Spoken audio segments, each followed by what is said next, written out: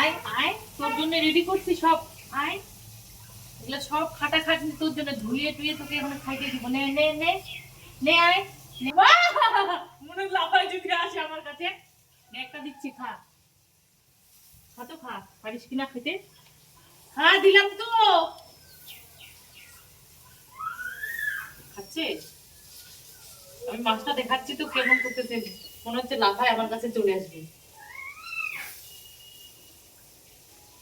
দাঁড়া, আমি ধুয়ে ধুয়ে তোকে দিব ওখানে খাইতে, সব গামলাটায় আগায়, ঠিক আছে? হ্যাঁ, ওখানে শুয়ে থাক, ঘুমা ঘুমা ঘুমা। আমার বললো তো শুয়ে আছে। পিঠায় লম্বা করবো, এগুলো শুকতে দিব, কিন্তু যদি খালি ওখানে খাইতে যাবি, দুইটা চোখ খাই দিব, বুঝলি? 3 ঘন্টা থেকে এখানে বসে মাছ ধরছি।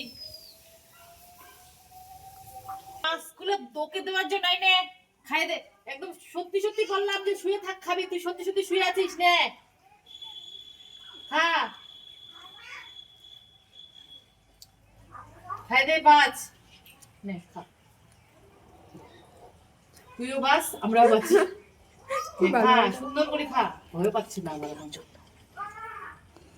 যাকে বলে বিড়াল, মাছের গন্ধে গন্ধে চলে আসছে, পিছনে এসে শুয়ে আছে বেচারা। নে, এটাও খা। ওটাই তো খাচ্ছিস না। আরে আরো দিছিলাম, খাইছিস? খাইছি তো। নে, এটাও নে। নে নে, খা। খাচ্ছে না? খাচ্ছে না?